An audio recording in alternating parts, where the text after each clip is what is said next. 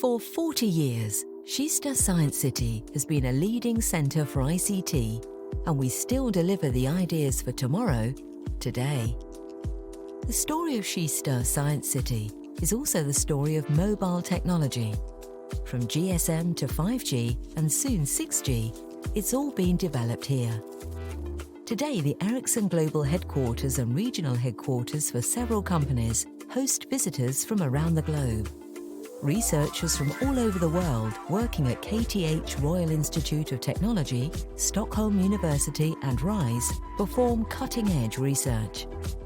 Startups and scale-ups take advantage of the close proximity to leading global companies and universities for new collaborations and cross-breeding of ideas. Kista is the perfect international setting for innovation. Urban ICT Arena is our testbed and co-creation arena, with focus on smart solutions for the sustainable city. Here, growing companies, academia and the public sector can accelerate digitalization towards more sustainable cities. The testbed is where the latest innovations are tested and showcased in a real urban environment, providing proofs of concept. Necessary infrastructure for testing is already in place, providing a solid base for tests and trials, including the first self-driving vehicle on public roads in Scandinavia. Camcom has been located in Kista for 5 years, and we are getting more and more out of the collaborations and partnerships created here. This goes for collaborations with bigger corporates like Intel, IBM and Ericsson, but through the Kista ecosystem we're also getting connections to other companies like universities. The Kista community has also initiated other contacts for us, for example with Stockholms Stad, which has resulted in the smart city project that we have now and a longer cooperation with them. We have also our own AI platform, which can be adapted for different applications and combined with our edge-to-cloud platform to meet the IoT needs of the smart city. The cluster and the ecosystem that exists in Kista is actually a must for us to be able to succeed. You cannot be world-class in every little aspect. You need to find other companies that you can work with, integrate with, and that is something that is really beneficial for us here in Kista. Our mission is to make sure that everybody can drive an electrical vehicle. We make it possible, we make sure that there is power enough, and we make it profitable for car drivers and for people that invest in electrical vehicle charging. So we make sure that everybody are winners when they're driving their electrical vehicle. Ericsson is a sustainability pioneer in the private sector, but equally an innovation and technology pioneer. And I think this convergence, especially when we think about 2020 and the pandemic globally hitting, it's really highlighted how fundamental the digital infrastructure is really as a backbone of society. So when we think about 5G, and how it will enable future development, we really see it as an innovation platform. It's going to transform all sectors of society. What's key is that we have grounded the work we do in 2 decades of research. And when you think that the roadmap, what we need to achieve every decade is to reduce global emissions by 50% every year, that means that digital solutions, this digital technology, is making a key contribution to getting there. We know that partnership and collaboration are key to success. Really, this engagement, this collaboration is helping to push the borders of what can be achieved on the platforms and the Ericsson technology that we're delivering. But equally, it's able to really feed back that Ericsson can help to scale these innovations to a degree that small startups could never do upon their own. So when it comes to IBM and industry solutions, we typically co-create that together with clients and partners. The testbed here in Kista, together with public funding, I think are really crucial in order to draw the right startup attention to complex questions and challenges in the area of smart cities.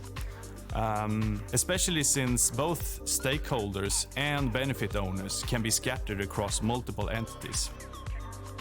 IBM has chosen to engage in the startup industry for 3 reasons. 1, we want to be relevant also for industry leaders of tomorrow by paying forward our own expertise and sharing our network.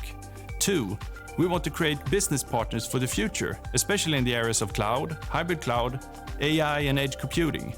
And thirdly, we want to complement our own innovation offer to corporate clients. Kista is the most connected place in Sweden, and not only in terms of technology. There's also a vibrant professional community where individuals network, connect, and inspire each other, driving innovation. The world comes to Kista to learn, explore, create, and share. The great minds of tomorrow flourish in the high schools and universities. Bringing people together creates the solutions for a sustainable future. Kista Science City is where that future is created today.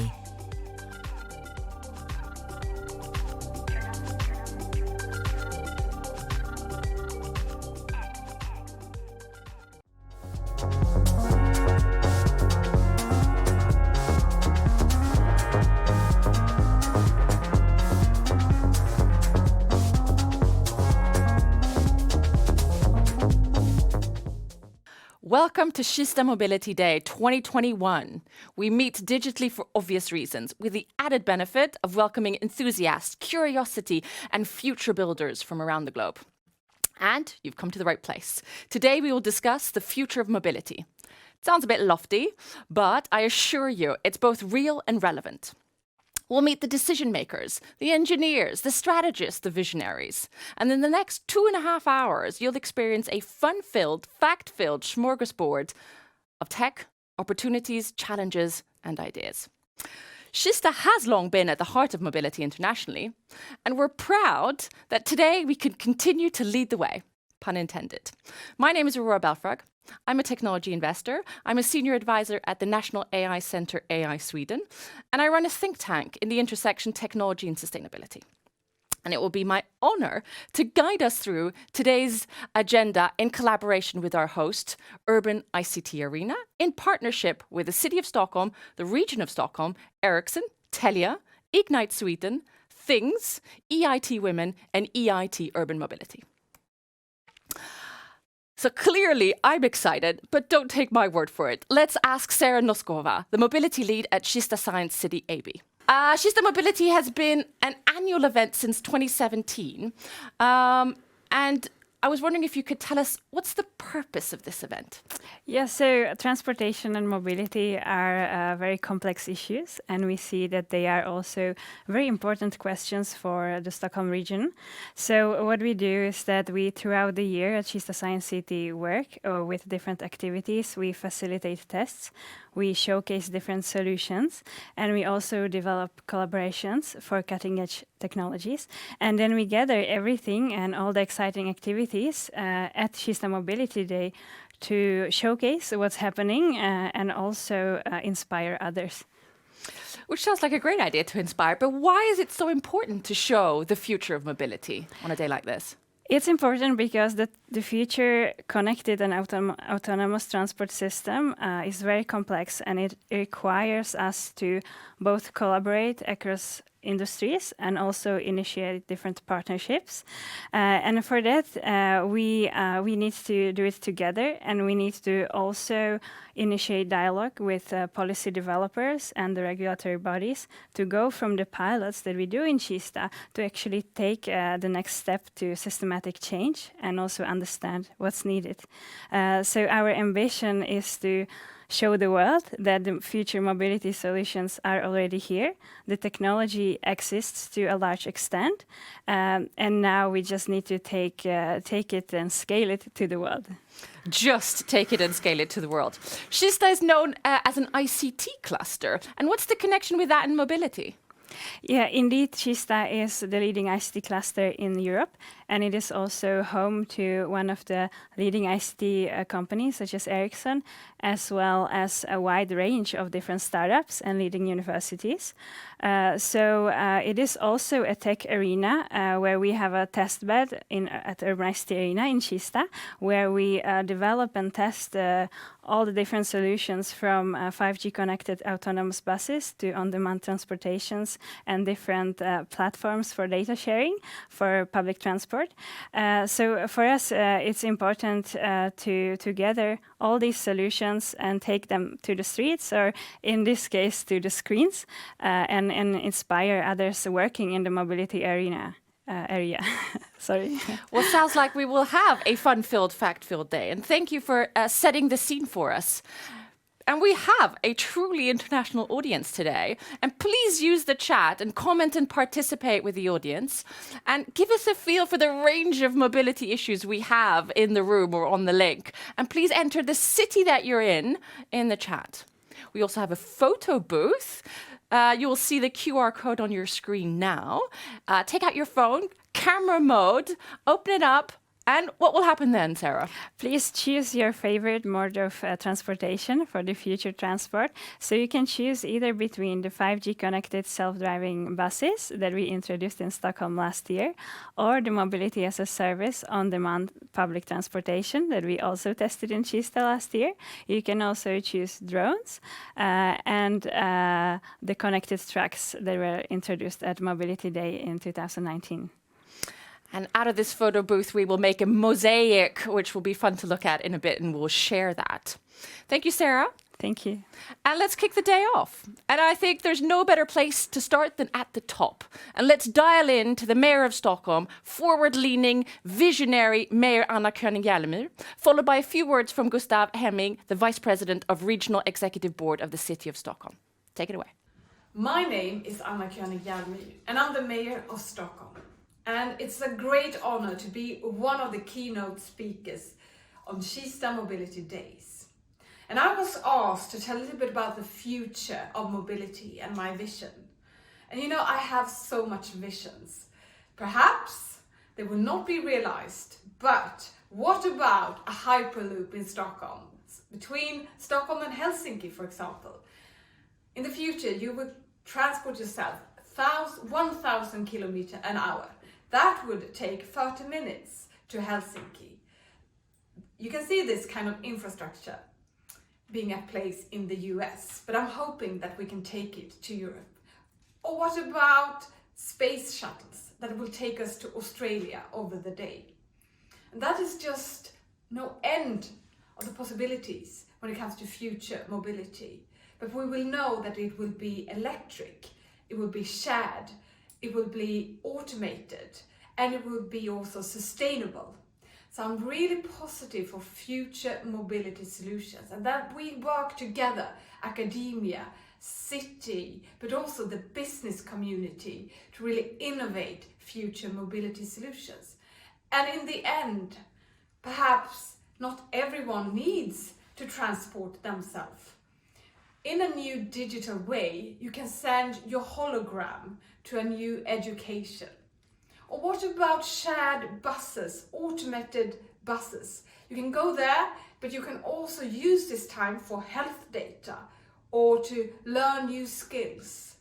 This is just one vision of the future of mobilities for cities, but it will be smarter and it will be more innovative, and we will do it together, because the future needs visionary, sustainable ideas, that we optimize our resources and use what we have, and together with sensors, new technique, and also drones, I would say, for smart logistic solutions for both healthcare, medicine equipment, but of course also perhaps personal drones. That would be something for a city everywhere in the world for the future. So you asked me to be visionary, and I look forward to work and collaborate with you all for a better future.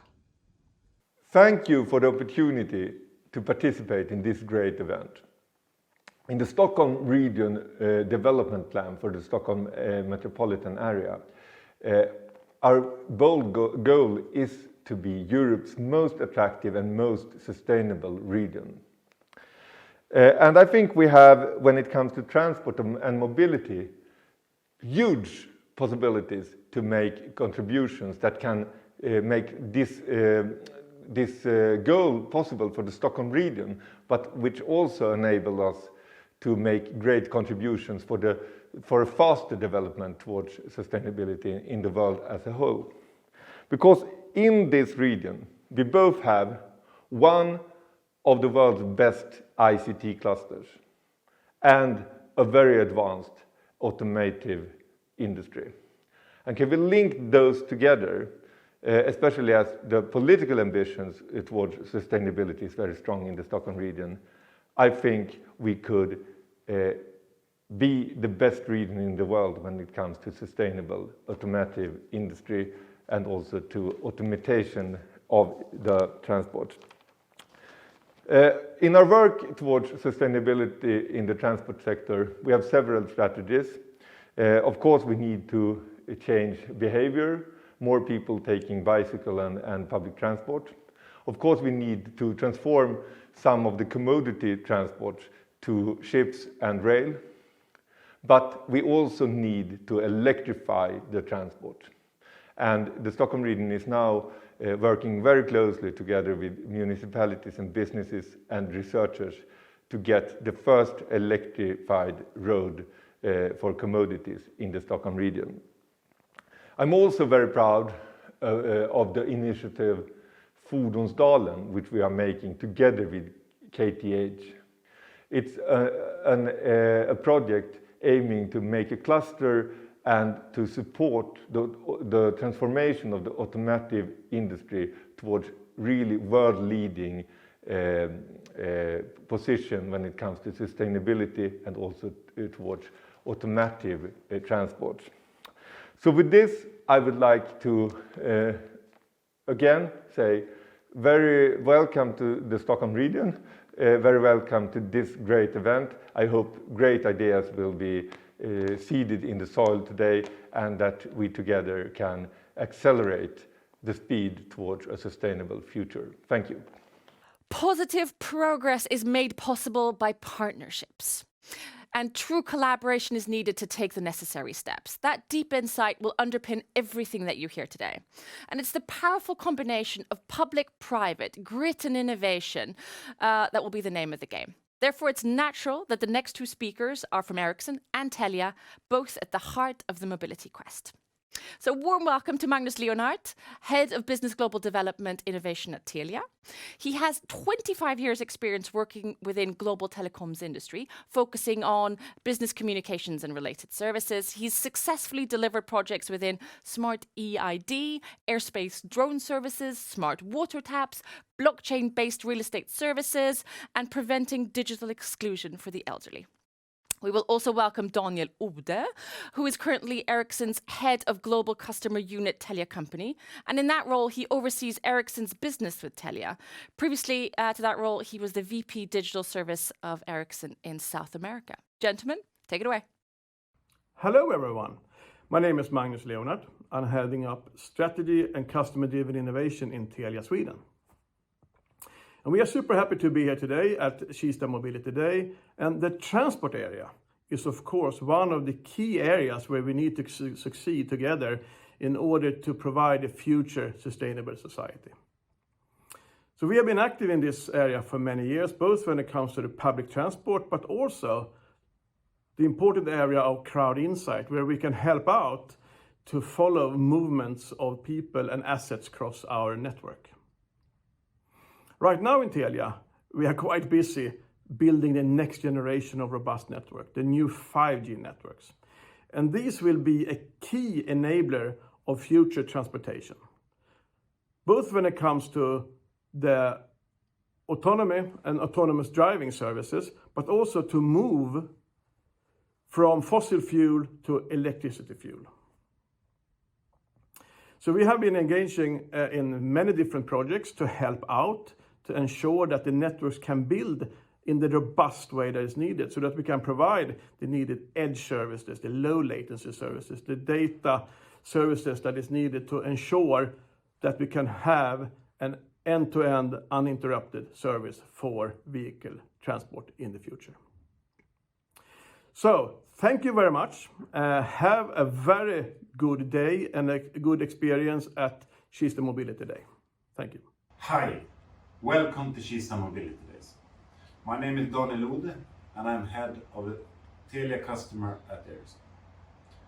What is 5G all about? What will 5G give us? For me, 5G is the platform for innovation. When will 5G come in Sweden?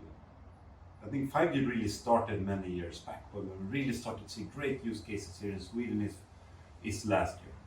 I think one great example is what we saw in Jerlmyr, where you saw a launch last year together with Prince Daniel, where we launched a 5G self-driving bus that was driving around in Jerlmyr for a couple of weeks. I think that's just one great example of many of these new innovations that we will see through the platform called 5G. What will we see in 2030 from 5G? We don't know, but I think it's all about creating this platform now to give that purpose, to give that to 5G. If I would look 10 years back to see when we launched LTE, first in the world in Sweden, together with Telia and Ericsson, we didn't know what LTE would give us. We will not see what we're seeing today with LTE, how it has kind of enabled the digitalization in a society. And the same thing will be 5G. 5G is all about the platform that we're now creating and launching in Sweden. We have now first seen all the networks being launched in Sweden with 5G. And of course, that's just the start. The innovation and the platforms will come going forward. I think today, and I hope today, that you will get a lot of inspiration from a very interesting speakers to really see what 5G is all about. What can 5G give to you? What can 5G give to your enterprise? And of course, many more of these sessions will come. This inspiring session to really see 5G is all about innovation. I think one great example is these 360 cameras that I picked up a couple of weeks back. So this is the camera coming from Asia, where we will then transmit live all around you. Of course, a great example where we're seeing this now happening is using security guards. They will have this one only. And then the sensor in the back could see in all directions exactly what's happening. Another example could be just an influencer. Influencers are really the one driving digitalization, driving the adoption.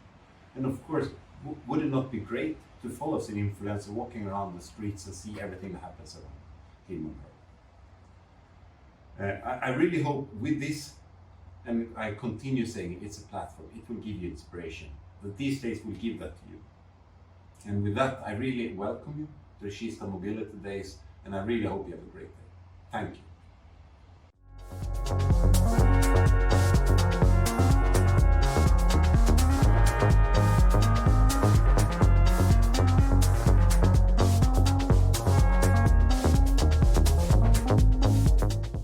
So, how can digitalization drive change in the automotive industry? This is, by all standards, a quite big question, and I'm not sure we'll, so to say, solve it in the next 20 minutes. But we'll give you a flavor for what's cooking, the milestones that have been achieved, and how does the automotive industry fit into our overarching goal of digitalization, and maybe more importantly, the sustainability transformation. The challenges are epic, the existential worry is real, and the automotive industry is key.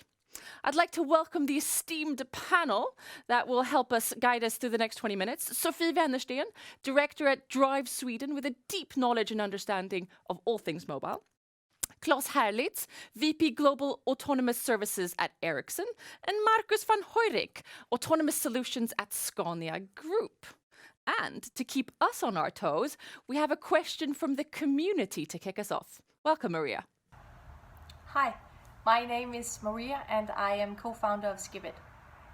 So Skipit is an international travel card for tourists and travelers. We want to ease the planning, the use and payment of city public transport, no matter the city in Europe. So how will driverless cars and drones affect us in the future? I don't only see it as a how, actually, I also see it as a will. Will drones and driverless cars be the answer? Or will we in 50 years' time find ourselves with the same challenges we have today? Congestion, pollution, waste. There's no doubt that 5G will open a lot of doors. It's just super important that we don't sleepwalk into making the same mistakes as we see today. I also have a question for the panel. So it could be super interesting to know how you see public transport playing a role in the future of mobility.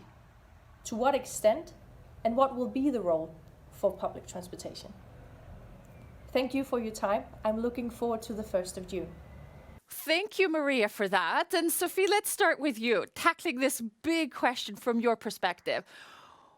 Given what Maria said about will this change the industry and maybe how it will change the industry, what's your top-line view of digitalization and the automotive industry? Well, I can just give you a quick introduction to where my perspective here. So Drive Sweden is one of Sweden's strategic innovation programs funded by Vinnova, Swedish Energy Agency, and Formas. And we work towards the future mobility systems for both people and goods that should be then sustainable, safe, and accessible for all. We do this in a broad collaboration with over 160 partners from actors all over the world, because this challenge is, of course, so big and nobody can manage on their own. So we really need to continue these collaborations to a much larger extent than we have done in the past. And there are enormous possibilities provided, of course, by electrification, automation, digitalization, and this in combination. And since the automotive industry is totally dependent on when it comes to then implementing their technology and solutions, they depend on the whole transport system and infrastructure. So then, we need to really work together, the public and the private and academia. And I think that just referring to what you said about the public transport, one change that we are working towards is to see mobility more as a service. And this is, of course, made possible by the digital integration of different modes of transport into one service, where public transport is the backbone, jointly then together with car sharing, taxi, scooters. So a more flexible use of the modes when you need them. And also we see a lot of more flexible solutions being developed now for the public transport, such as more on-demand services, smaller, safe, self-driving shuttles that can complement the bus feeding systems that more in the outskirts and on the countryside. So I think also that we have the infrastructure, we can be used much more efficient with the help of digital tools that will make the all traffic, but also including the public transport, easier to steer over time, put speed limitations in selected zones, for example. So, but what we must remember here is that in the core of this development is, of course, the end users, the ones using the system. They're really central. And we have seen now from the COVID-19 crisis how much people's behavior really affect the transport patterns. So this, we must really work a lot more on understanding what is the drivers behind people's behavioral changes. What drives the drivers, so to speak? Yes, exactly. And reading between your lines and referencing back to the question, it sounds like that autonomous and 5G will have an impact on the way the automotive industry and the transport system and public transport works, and hopefully solving some of the issues that we have today. And we need to probably be humble that it creates some other issues that we'll have to solve along the way. And in that, Marcus, autonomous is obviously a key aspect of this. And you eat, sleep and breathe autonomous. What's your take on this overarching question and Maria's question? I think it's super interesting, obviously, and at Scania we've for a couple of years now seen these big macro trends happening, both urbanization, sustainability, obviously, which is super important for us, digitalization as one aspect as well, and then we have these three major technology trends happening, which is electrification, autonomous, which is huge areas for us, and we see digitalization as really the enabler to make this happen, to understand the patterns of how you use the products, how you change the way of actually developing hardware and software for the future, using digitalization, connecting infrastructure together with the products to really see how we in the future can ensure that we can create an infrastructure that helps us. So for us, from our point of view, it's really to start getting these products out there, to really start connecting them, to really start testing out what can actually be achieved with it. We obviously see a huge future potential of eventually re-engineering, the system that we see today, in order to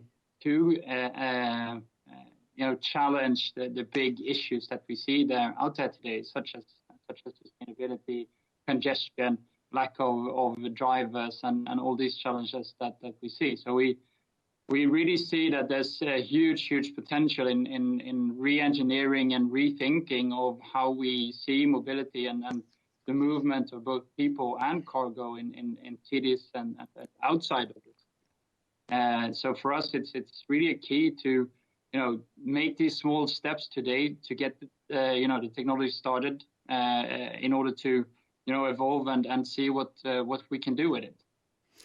Marcus, you use the phrase re-engineering infrastructure. It's big. These are no small steps that we need to do to re-engineer infrastructure in society. And Claes, I'm going to give that small question to you. From an Ericsson perspective, how do you think about re-engineering infrastructure in society?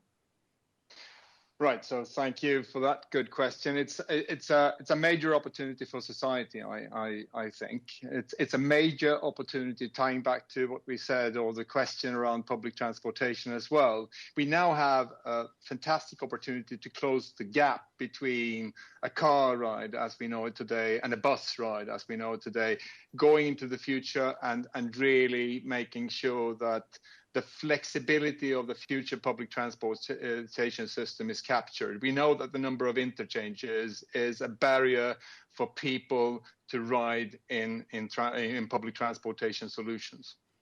Now, having said that, we must understand that the ecosystem build will have to be accelerated, and the infrastructure of 5G will have to be established across the board, really, with a starting point in major city centers, of course. That is now underway. It's really accelerated in the US and China. Europe has been a little bit behind, but I think it's now a fair statement that they are catching up. So is Sweden and Scandinavia. Claes, can we tweet that? Say again?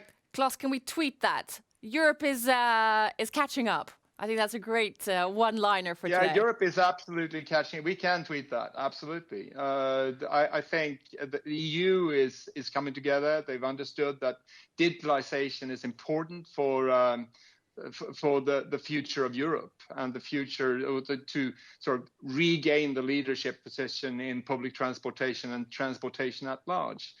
I usually talk about what I call the software-defined vehicle. The software-defined vehicle might sound a bit dry, to be honest, but it's the foundation to modernize the transportation and going into the future. If you can't control that software or that vehicle by controlling the software in the vehicle, you can't keep up with the speed of change. You can't really drive autonomous going forward. I'm sure Marcus has a lot of challenges in this area. So have we.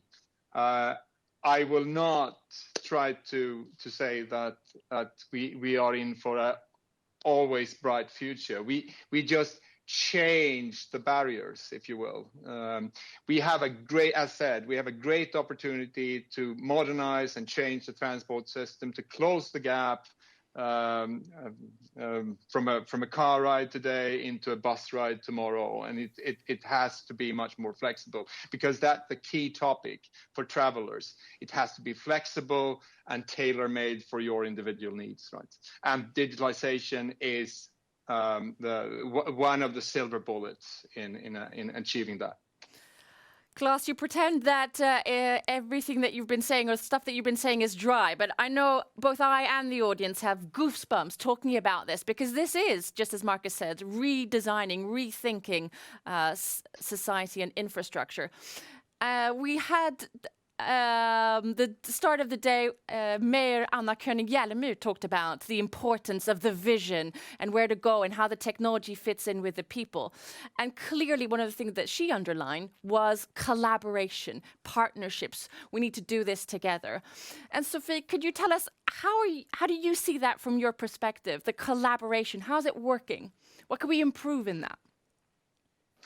Well, I think it's touching upon what you just were talking about. How are we in Sweden positioned? I think that what we have in Sweden is an extremely good climate for collaboration, and that we have actually become known abroad. From people are looking at us. How are we doing this?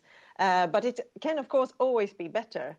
And I think that the best thing is when we really go out in the real world and test things in reality, and because that's really how you learn, both when the business models are working and the real issues when it comes to the policy and regulatory challenges.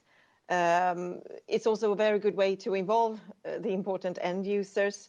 So we really need to make a climate for that even better in Sweden, so that we can stimulate these true test and demonstrations at the same time as we provide then the prerequisites for also implementing. And I think, speaking of these the digital infrastructure, it's of course we must at the same time make the electric infrastructure and the transport infrastructure. It's really three infrastructures that should be combined. And for this, there is really a lot of business models challenges that needs to be solved. And there we definitely need to work more also in Sweden. And you mentioned the all-important testing, because this is a balance between what you call the real world and the engineers and the visionary, as well as the politicians. And that this balance act, where we iteratively look at things and identify what works and doesn't work, is something that Marcus and I were talking about prior to this panel. Marcus, what's your take on testing and the importance of that in order to drive the industry? I think it's super important to get the testing going, and that's really when you see things happening and where you start changing behaviors as well. And I mean, talking about collaboration and talking about acceptance, you really need to do this together. You need to combine software, you need to combine hardware, you need to combine in this case, policymaker as well, because this technology is not even allowed to actually go really public out there today, and you have the acceptance of people as well to kind of accept and embrace this new technology and what it's capable of creating. So it's for us, if we want to do this, it's really key to get out there. It's really Marcus, key to. What do you mean if we want to do this? When As we want to do this. Of course. Obviously, I mean, and we're doing and we're pushing it already today. I mean, we do some testings on public road. We're doing testings, in confined areas. So all over the place. So really, it's key to get out there. Absolutely. I'm reading between the lines of what the three of you are saying, and it sounds like the challenges aren't necessarily technical here, that we have a lot of the technical aspects for this re-engineering of infrastructure. Klas, what would you say the actual challenges maybe are? So it is absolutely around legislation.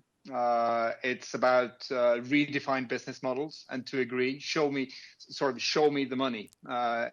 Everyone in the ecosystem, in this new ecosystem build, will have to earn their money, right?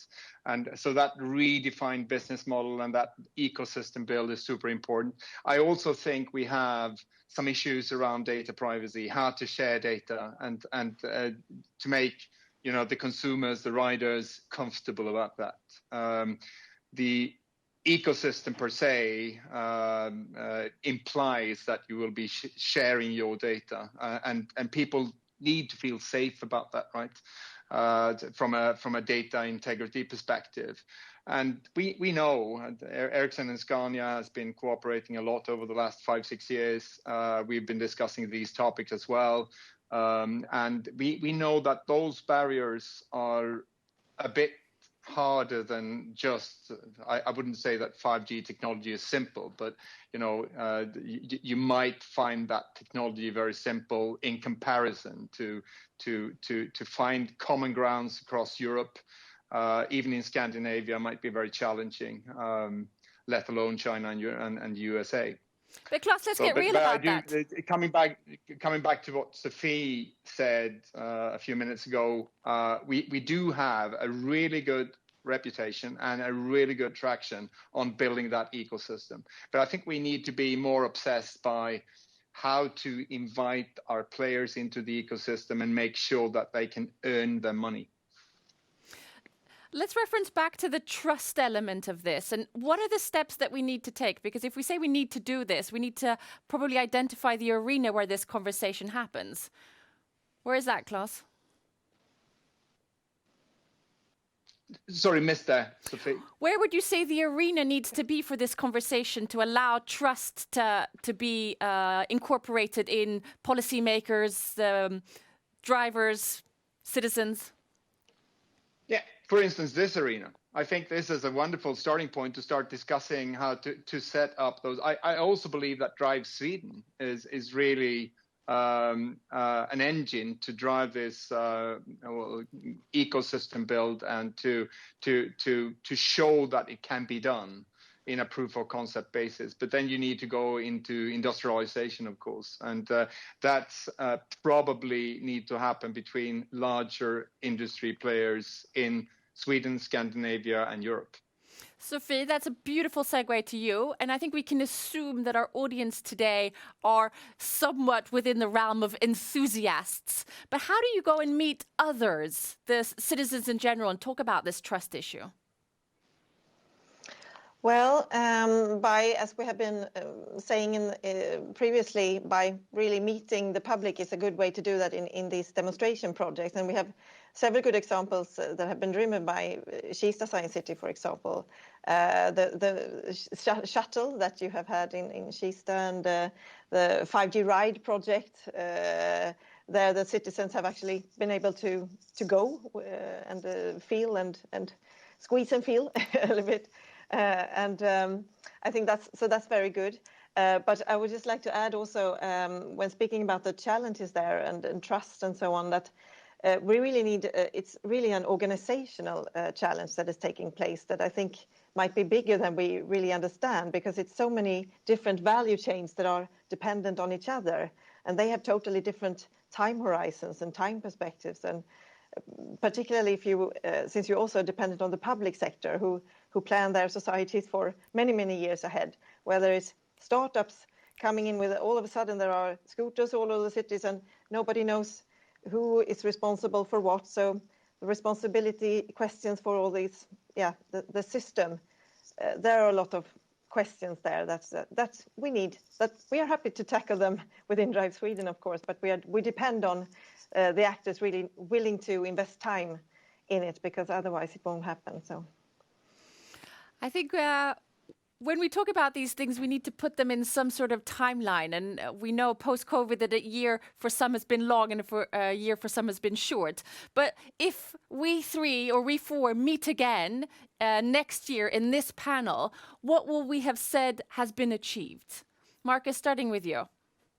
What's in the near future for mobility? I think in the near future, from our perspective, it's really to push the trials and testing as we've been talking about here, because that's really a key to start testing the software, start testing the hardware, and see how far we can come. I think the last year has obviously given us a lot of challenges, but also a lot of opportunities, and I think it's for us important to embrace these opportunities and really start pushing to do these trials in a larger extent. We see that this is happening as coming back to what you said there, Claes, what we see happening already in China and already in other parts of the world. They're not stopping. So we need to keep on pushing. We need to scale up our efforts in making this happen in Europe and in Scandinavia. So next year, definitely. Ladies and gentlemen, you just got a pep talk from Scania. We need to push for the future. Sophie, what's on your wish list, or what's the close time horizon that you think that we will achieve? Well, I'm just thinking then about the collaboration processes that we have been in now. It has been quite difficult during the past year doing this only in a digital format. So what I really hope for is that we could meet also again physically, because building trust and creating new ideas and innovations and so on, it can't really be done just as good when we talk like this. So that's what I hope for. And there's irony there. We can't do digitalization digitally, but we need to do it in person. Claes, I will allow you to have the last word. What's your take on the near future? What a fantastic opportunity. I'll try to start with a little bit of an inspiry from France. The France or the French industry community has just launched something they call the Software Republic. The Software Republic. It's built on 3 cornerstones: connectivity and digitalization, transformation of the transport system, and last but not least, EV, of course. So electrification, transformation of the transport system, and then digitalization and connectivity. So those 3 cornerstones. I would really love to see such an initiative in Scandinavia as well, with a center point in Sweden. It would be great if we could come together, us 3 on this call, of course, but also some other larger industry players to launch a similar initiative, and even draw some lines between Paris and Stockholm in this sense. It would be fantastic. I can see transformation happening in Paris now. Why don't we hook on to that train or bus or whatever in Stockholm? Thank you, Claes. So how do we summarize this panel? Sophie, Claes, Marcus gave us insights in the technology, the policy, the infrastructure, rethinking society and infrastructure. I think you had goosebumps with me as well. And what underpins this? The sustainability drive, our need to move to a fossil-free environment, the autonomous, the digitalization. And I think Sophie said it well. Even though we're doing digitalization, we need to do it in real life. We need to meet up, because it's at that core we can build trust. Thank you.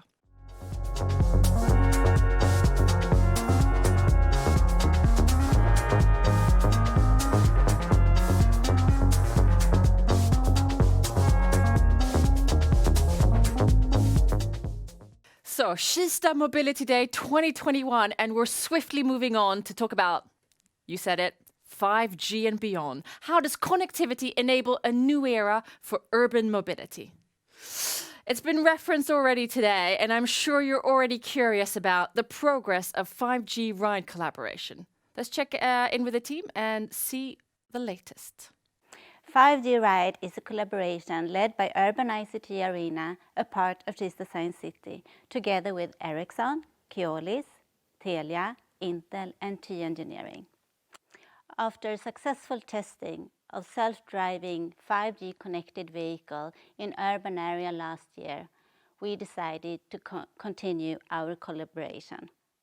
This continuation of the project will take aim to develop connected control tower concept using 5G to manage self-driving vehicle in public transport. This will ensure safety and stability for similar solutions to implement in regular traffic. The next step in the connected control tower concept using 5G is to look into how to increase the efficiency of the transport system. For example, using data from the vehicle, the route, and the connection strength. We are also looking into how to provide a safe journey for the passenger. We will in real time identify if you get assaulted or sick, and we can act accordingly. We aim for a demo in October here in Kista, and I hope you will be with us. Why do you need a remote control center for an autonomous vehicle? Of course, the ultimate goal for an autonomous vehicle is that it can handle any situation it encounters, no matter how difficult the traffic is. And you don't want it to perform just as good as a human driver, you want it to perform better and safer. Of course, the goal for an autonomous vehicle is that it should be able to handle any complex traffic situation all by itself. However, now and for many years to come, we still see a need to support the vehicle in extreme situations, and for that, a 5G connected remote control center will provide that solution. Autonomous vehicles can benefit from 5G in many ways. One example is that you can share sensor data in basically real time between multiple vehicles and roadside equipment. So in one vehicle, you could actually see more information that you would do only from your car itself, but from other ones. So in some cases, you will be able to see around corners, and that will improve safety and traffic. The future of public mobility will consist of fleets of autonomous vehicles. These fleets need to be monitored for safety reasons, traffic safety reasons, and for the security of the passenger. And this is where we need the control tower. And we had a goal to develop this together and to build a control tower, and we are almost closing in to achieve this target. Ericsson is striving for both thought and technology leadership. And by that, we always need to test and explore new use cases to improve and innovate. By being actively involved in projects like the 5G Ride, where we can do hands-on work, we really can test out the technology, but not only that, we also pave the way for the future by showing inspiring use cases of what 5G and connectivity could enable. Here in Kista, we have deployed a 5G network covering Ericsson buildings and part of Kistagången, and this will serve as a testing ground for the automotive and transportation sector. We have also activated network features like quality of service and video prioritization, which is crucial when it comes to streaming video for vehicle assistance and remote control.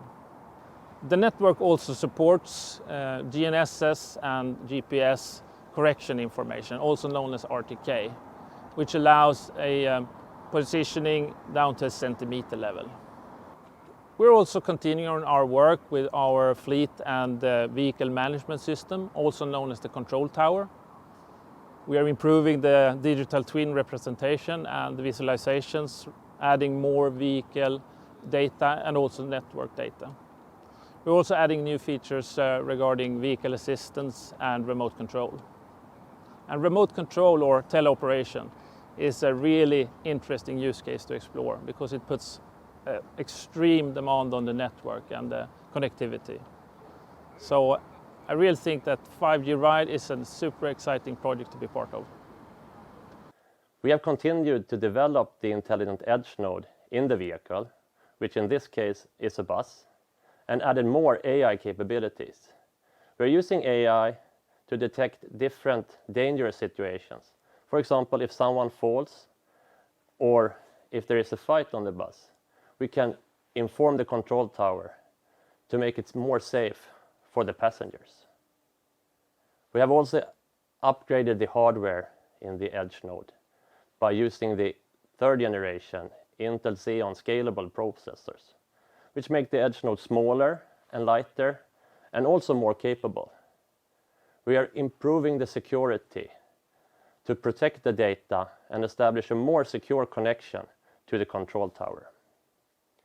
We are using and bringing the power of Intel technology to 5G, distributing compute from the cloud to the network to the edge.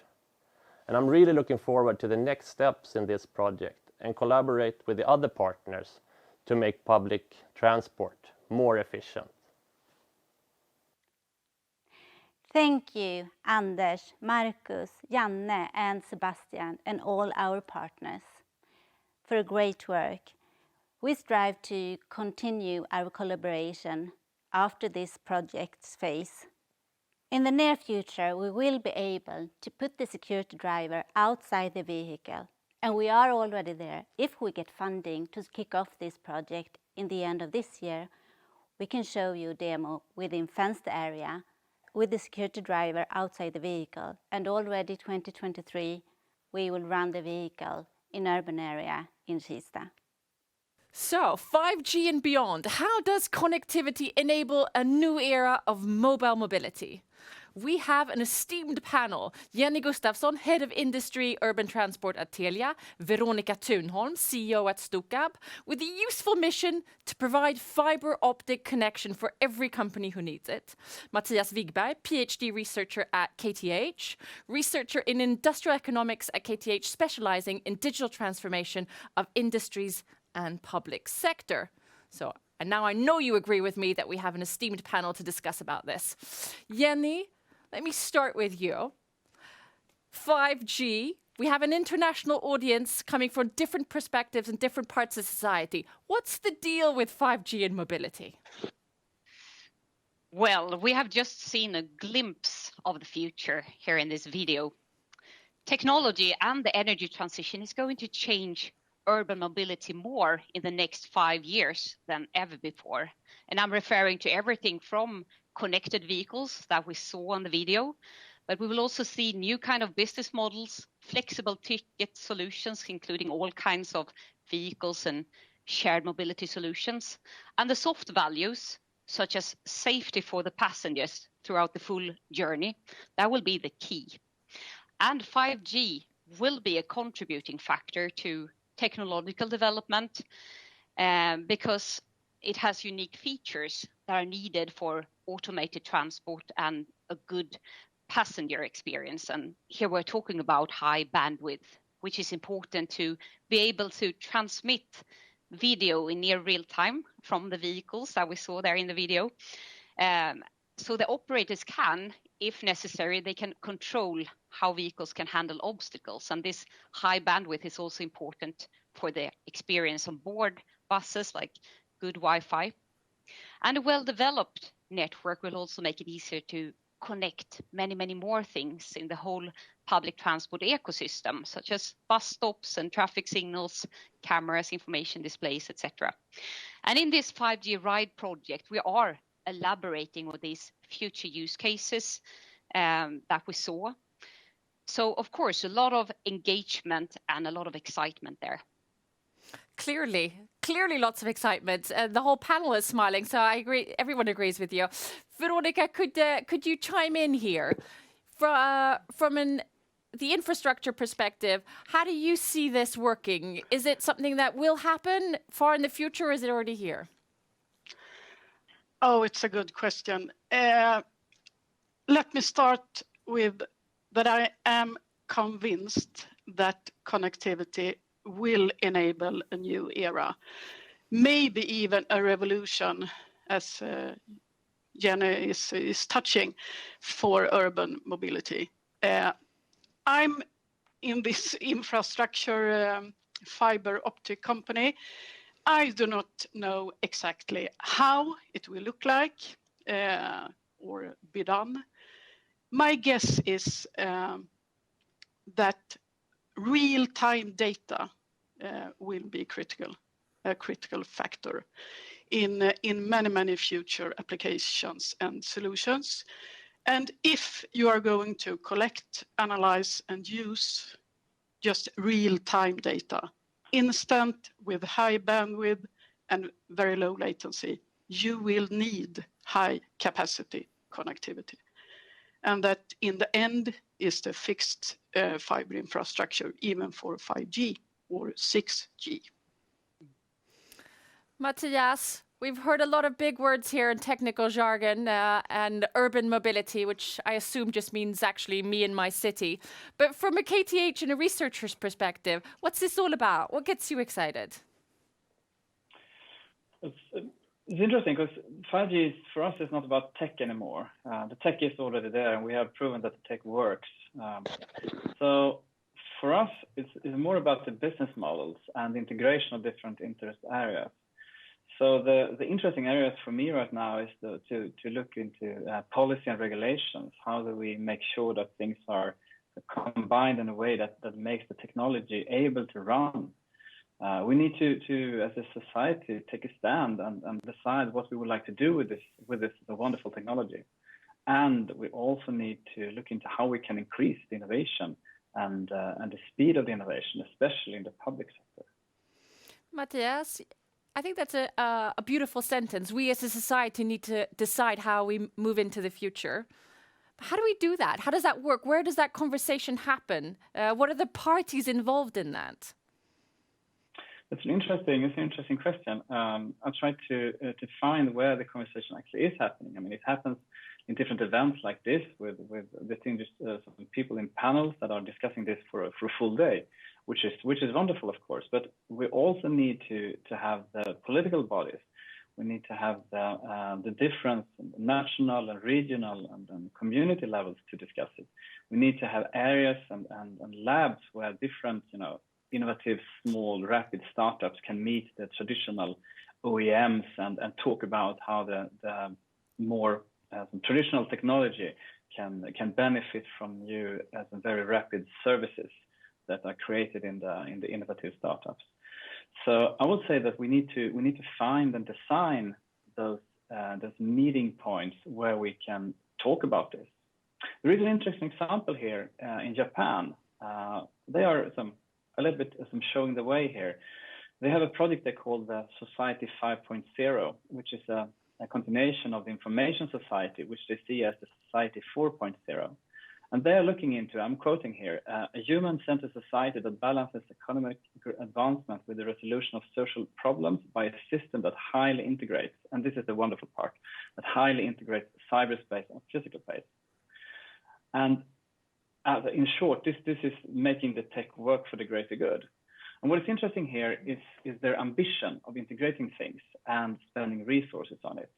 The Swedish way forward has to be decided by our political bodies, of course, but what I as a researcher can see, though, is that the power that comes with that kind of process and that kind of stand.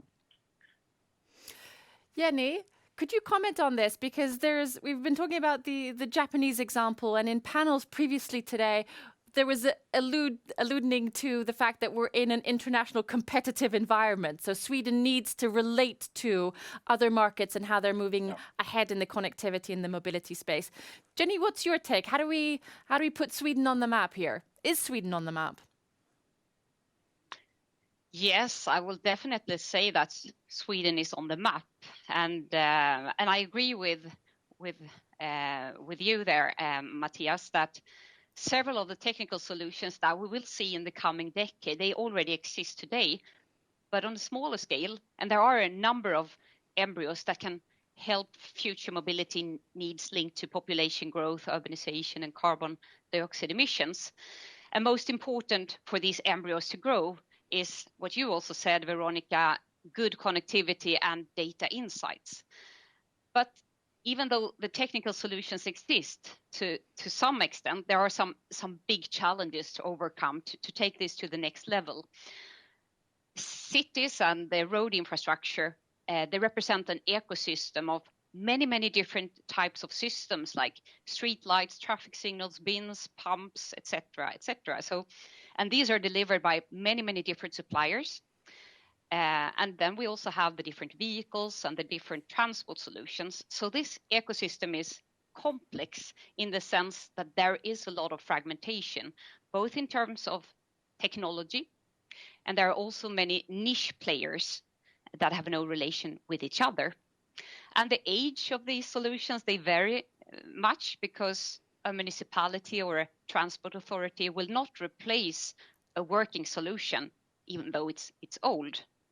So there is this lack of harmonization between these solutions, which hinders them to exchange data with each other. So I think that's really key. And I know this is not only Sweden, this is the same thing everywhere around the world. In public transport, there is an industry organization called IT4PT, stands for IT for Public Transport.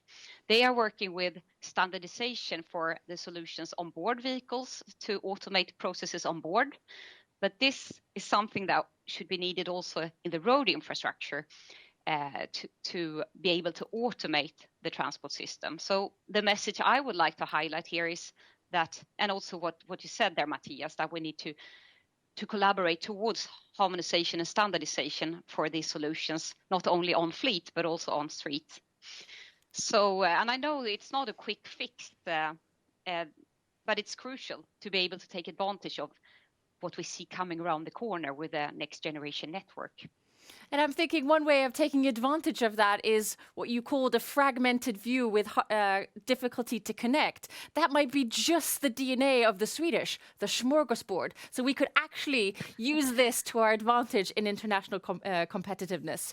Veronica, back to you. You said the word revolution. I think we need to give us a bit more meat on that one. What happens in a revolution? What I mean is that I think we are in the middle of a very exciting time shift, so to say. I think we, for a rather long time, have talked and heard about the opportunities to come and smart city solutions and so on. But I think now we can discern and start to see what in fact is possible to create with data, innovation, connectivity, digitalization, automation. And I think for me, it's a pleasure to work at Stockholm as a company and is in Stockholm as a region, because what we are doing is enables the connectivity on the lowest level. And by doing that, we are creating opportunities for many players and innovators above. And I'm sure that there are many clever, smart people out there, different companies, who are going to use this connectivity, this 5G, 6G, to create things and solutions that even have crossed my mind. And it's stunning, I think. That is a revolution. Matthias, I know that one of the things that you think about a lot is the dynamics between the startups and the traditional and the legacy, and the smorgasbord that Jenny was talking about, but also the opportunities that Veronica was alluding at. Tell me about your thoughts on that. I mean, this is one of the major challenges. Both the speed in the different companies, the traditional companies and the startup companies, they are working with different speeds, mainly because of the different financing. A traditional company has a lot of money and can continue to do that for some time, while the startup has to prove themselves, for the investors and for the market. So they are much quicker and need to go to the market, and the possibility for them to test things, as most of them are into the service sector, is much easier. It's harder to be a vehicle company and test if an autonomous car works or not. I mean, you want to know that it's working right. So it's about harmonizing this and making those different companies meet, but also make them meet the public sector. And I think the public sector and innovation speed in the public sector, that is what really worries me. There's a lot of really skilled, good people that have the domain knowledge and have the IT knowledge that can do a lot of innovation in the public sector. but the structure for taking care of those kind of initiatives isn't there. So we need to find much quicker ways for innovative people, experts in the public sector, to test things and to connect to different partners. Because what we are doing now is that we are building a society where we as a community are doing things. So this is a teamwork. It's no longer a work that can be contained in a box somewhere. It's something we need to do together. So it's very important for me to see that the innovation speed in public sector is also increasing. I have a feeling you're being very diplomatic in your answer here. Could you be a bit more concrete? What could the public sector do to step up the testing and maybe even the technical innovation aspect of it? I would say that one of the main proofs of the public sector is all the data there is there. The data that the public sector contains is most often quite sensitive. It's data on people, so we have to be very careful about it. But what we could do is that we could have like hackathons with different authorities that combines what we have as resources and try to see what's possible there. So that could be a way for us to experiment and a way for the society to see what's achievable. And then from that, we can make sure that we are designing the laws and regulations and the guardian processes in a way that still creates the value that comes with personal data, but also makes sure to draw upon the value that combined data can give us here. And piggybacking on what you were saying, it sounds like also within the sharing there is a joint communication that needs to happen, a meeting point. And the good thing is this afternoon, Ignite Sweden is organizing matchmaking between big corporates, municipalities and startups in order for those conversations to happen. So hopefully already today some of this revolution will happen. But Jenny, back to you. How does the public-private meet? And shouldn't Matthias be worried about what he's worried about? Can we put him to ease? Oh, good question there. When I was listening to Matthias, I was thinking about like what I'm working towards public transport, and it's important to have like the end user in focus, because who should public transport serve? Well, it's the passenger, it's the citizen. And when a passenger walks from home, I mean, traditionally, public transport has been about station-to-station transportation. But now, also with the pandemic, we see a new kind of movement, or we should cover the full journey from A to B, from home to work. And during that journey, I mean, you walk to the bus stop. The streetlights should work properly, and you come to the bus stop, and there you want to buy a ticket, you want information. And that is the municipality's responsibility. And when you go on board the bus, you come to the PTOs, and the bus operator, and the PTA. There we go. That was an abbreviation that we don't know. Authorities. Thank you. Yeah, so you have the public transport authorities, you have the public transport operators involved. So then you have the public transport value chain. And when the buses are traveling on the streets, they are dependent on properly working road infrastructure. And there you have the responsibility for the Road and Transport Authority. So it's very important with collaboration between these stakeholders to serve the citizen. And I think to put the citizen or the passenger in focus, like who should we serve, and then build from there, I think that's what we should do to be able, to build for the future, instead of focusing too much on the technology itself. And spoiler alert, we'll have a panel later on the broadening the view of who that passenger is.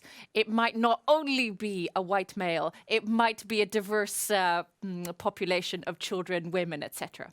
So stick on and see that conversation. But if we finish this and talk about 5G, the technology, we've talked about it from a public-private, we've mentioned the word revolution, and it seems like trust and collaboration are one of the sticking points, and Matthias is a little worried. If we meet here again in a year, what will we want to have happened? What's on our wish list for the near future? Veronica, could you start? Yes, thank you. On my wish list, within the year ahead. I think that we have to get the fiber optic network out in the street environment to enable connection in the street environment. And I think 5G would demand these kind of network solutions ahead for the small cells and high frequencies. But I also think that other solutions like traffic management and other things will need connectivity in the street environment. And I would love start to build out the network that way. Thank you. Matthias, what's on your wish list for the near future? A lot of good things have been said during this panel, which is nice. But one thing that I just realized and I would like to share is that the industrial revolution that is happening right now, a lot of it will not happen in Stockholm. We talk about cities and we talk about Stockholm here and the big cities, but up in North Sweden, there is a lot of investments going. We are now, and this was a calculation from my colleague, we are investing 4,000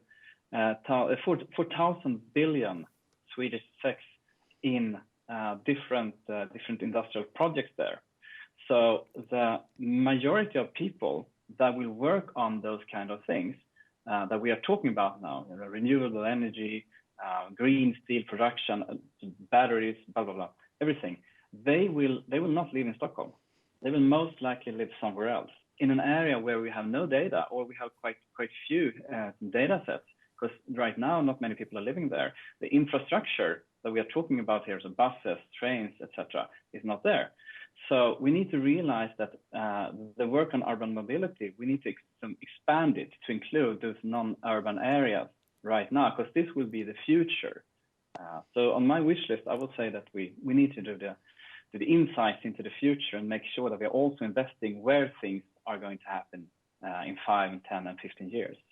That is a revolution, changing the title from urban mobility to non-urban mobility. But thank you, Matthias. That's a great wish to have on your wish list. And I'll do a shout out to the initiative Predictive Mobility that's looking at many of those aspects. Jenny, final word is yours. Final word is mine. Well, I would say the $1 million question is always, when will the bus catch you instead of you catching the bus, of course. And if you look beyond the obstacles and into the future, where all systems and solutions can exchange information with each other, the possibilities are endless. So I will come back again to this, what I talked about before, this collaboration towards harmonization. If we, in a year from now, at least have started with that journey, that would be fantastic, I think. I really hope from my and also from Telia's side that we can collaborate towards harmonization and standardization of road infrastructure, because I think that will be a key for speeding up the opportunities we have ahead of us. Thank you. We've covered a lot of ground in this panel. I think the key themes were collaboration, the technologies here. There is a revolution. We aired some worries. We found potential solutions and a wish list. And I think the digitalization, the 5G, the autonomous will allow us to revolutionize by keeping the oil in the ground and electrifying our society and moving on to a sustainable world. Thank you, panel. Thank you. Until next year, when I'll keep you to your promises.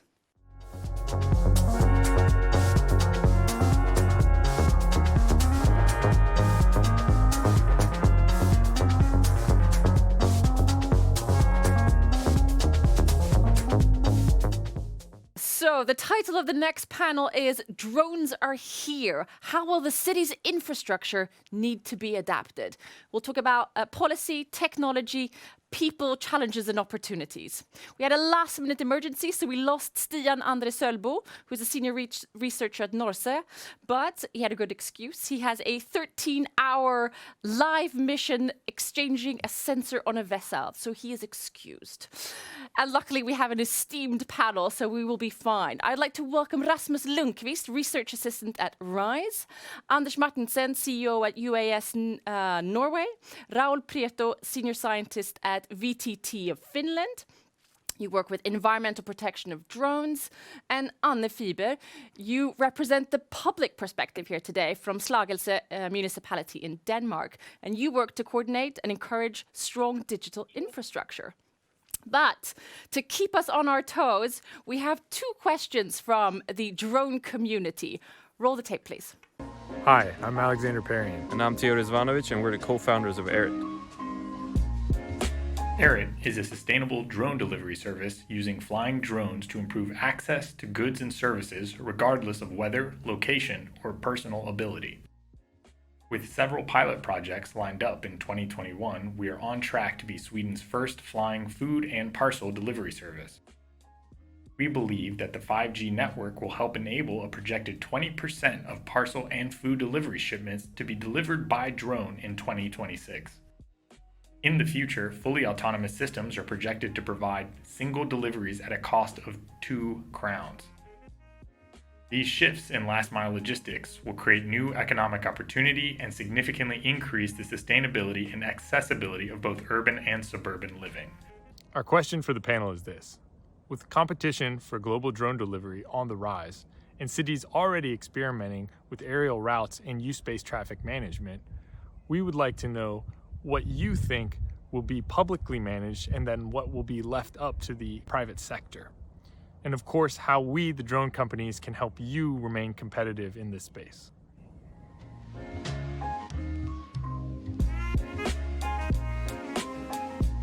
Hi everyone, and thank you for having me here. Even if it's digitally, but this is the new normal for now. So my name is Matilda, and I'm working at Globy Drones as head of marketing. Globy is a drone as a service company, and we are collecting drone data on demand to predict and detect disasters. Today we are connected to over 3,800 drones in over 80 countries through our platform Crowddroning by Globy. We are making drone data available in a whole new way and at a whole new scale. And before this event, I got the question how I think our life will be affected after this driverless cars, drones, 5G. And I think that we will put more trust in tech than ever before because of this reliance. Our cars and devices will need hyper-fast connectivity all the time. And I also think the transportation of people and goods will be more easier, quicker and cheaper than before. I have a question for you, and drones are here to stay, and the world is open up for new opportunities for serious companies. And you actually get reality data, detailed data from drones.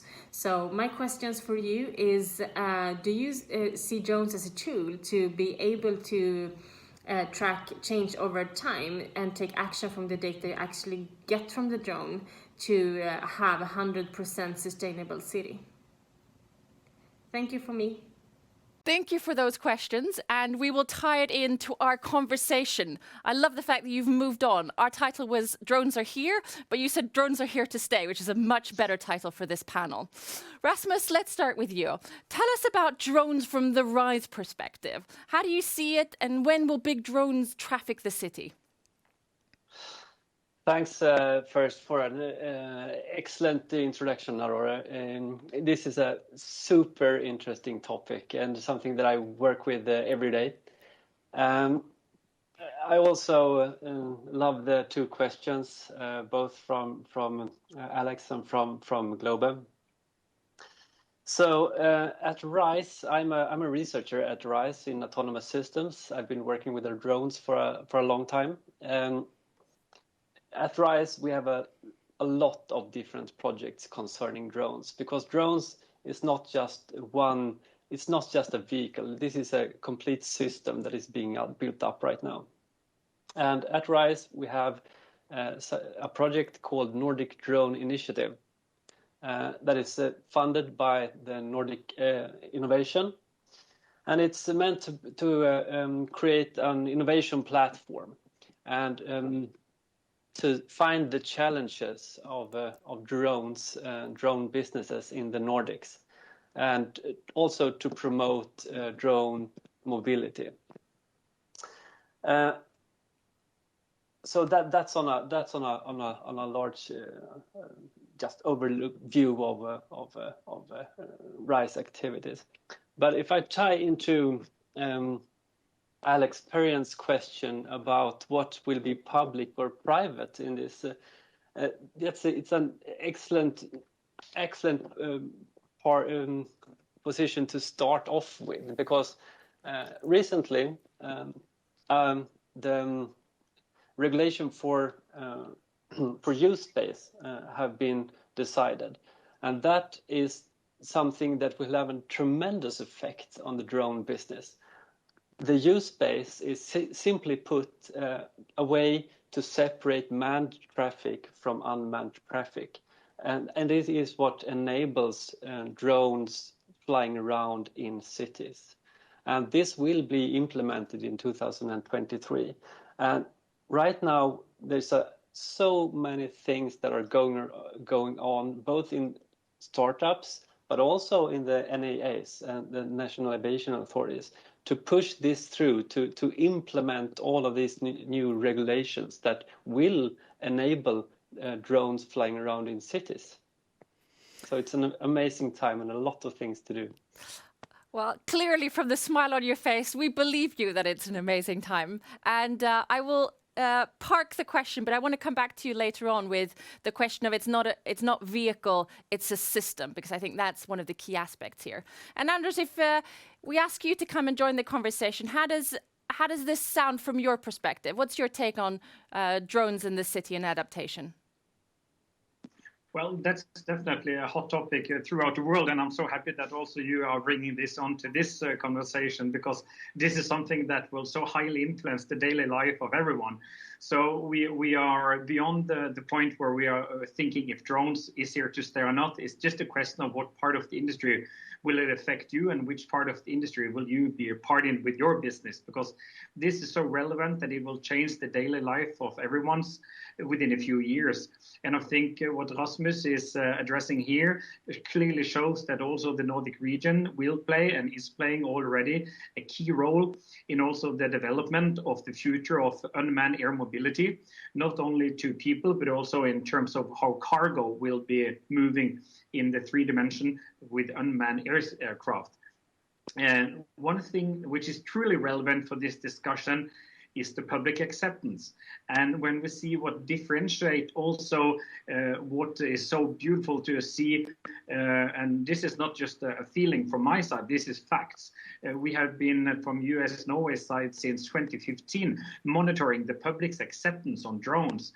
And our latest survey done in June last year shows that 67% of the Norwegian public is in general very positive towards the usage in general of drones. And when we ask them the same question about their perception of drone as a part of the mobility service, they are in general positive. So this is not a part of the futuristic way that, yeah, we might see this coming and we might need to think of this in a few years' time. This is now. This is something that you can feel, you can clearly almost touch it, but this is not just some concept that's going to go away. It's here to stay, definitely. We have 2 enthusiasts clearly for drones, and I think it's important that we also talked about the aspect of understanding and acceptance from the public. And at some point during our conversation, I think we should maybe also dive in and be devil's advocates as we are so excited about this. And drone swarms is something that people paint nightmare scenarios around that I think we should address. But before that, I'm doing all these cliffhangers today. Before that, we need to address the fact that we're talking about the Nordic scene here. And there are some environmental aspects to that make drones challenging. Raoul, tell us about the climate and drones. Yeah, thank you very much, Aurora. Just to add on the very relevant items already raised by my colleagues. Well, I would like to comment that from the perspective of VTT, the Technical Research Center of Finland, we are interested on enabling drone operation in challenging, harsh environment of the Nordic countries, and specifically when we are looking at services that are meant to be available 24/7. And well, how these drones can operate when there is icing, no? So in that context, we work with our icing wind tunnel facility to reproduce these icing conditions in a controlled environment and enable the industry to develop the solutions that will make these drones fly in this context. Also, in addition to this, there is the challenge of well, how to fly more load at a longer distance, no? And in that context, we are also interested in power systems, the future power systems that will allow drones to be more efficient, also in city environment. So this will be addressed not only in this Nordic Drone Initiative project, but also in projects that are starting now in Finland. We have this drone logistics project that is meant to address these topics. Yep. Thank you. And for our international viewers, what we here call the harsh weather conditions, we in the Nordics call the weather. And I hope you come and see it for yourselves. Anne, you're also part of the Nordic community, but on the more southern end of it. And you represent the public. And the question today was, how does the public and the private meet? How do you work in your daily life to integrate drones? Well, as of right now, we actually have a few drones. These are operated manually, so we have a man on the ground controlling the drone. A woman on the ground? Sorry? Do you have a woman on the ground as well? Right now, no. We have two guys who are... We'll get there. Yeah, we'll get there. So the drone's only function right now is to retrieve images. So we use them for monitoring creeks or small streams. And they actually help a lot because if we didn't have the drone, you would be forced to walk the entirety of the stream or creek to monitor it. So the drone actually helps in providing a new way of solving the monitoring of a stream or creek. But what we're trying to be curious about right now is to figure out what is the future of drones and how can we rethink working processes and optimally provide better service to our citizens. One aspect is, can we make these drones fly autonomously?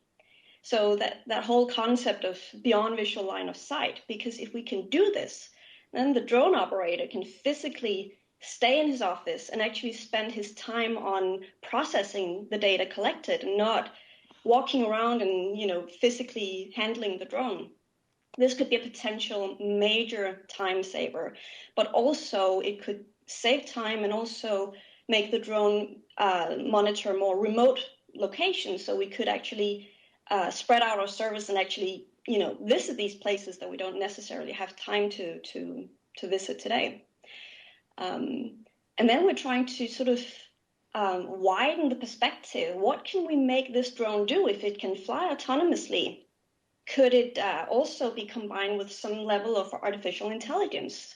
Example, could it monitor quality of the roads and actually alert someone when there's the tiniest sign of a crack? That way we could repair the roads before it gets too severe, and that way we could save a lot of money, a lot of discomfort for the citizens because they would basically avoid a lot of work on the roads. But also, can we look even further? Can the drone collect and react to trash in ditches and lakes? Can the drone take samples to measure bathing water quality or pollution in the sea? can we have it deliver medicine or blood samples for urgent processing? I mean, there's so many possibilities in this area. So we're very curious to figure out how can we rethink the way we do things and how can we improve service. Well, thank you, Anna. And I assume that the panel will come to the overarching yes, the theoretical yes to all your answers. But then we have to put it in a timeline. When can we achieve it? So, Rasmus, if we go back to the hook that we left, which I think Anna was talking about in real terms, which is vehicle versus system. And Anna's talking about the system here and the ecosystem. What's your take on the questions that she has?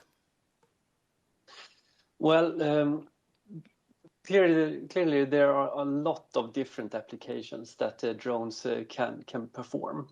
When you look at the system on a system level, now it's been approved that yes, we are going to have remotely piloted drones, which means that they are not going to be under the current regulation. They're not going to be autonomous. There's going to be someone responsible for it, and it's a chain of responsibilities, and this is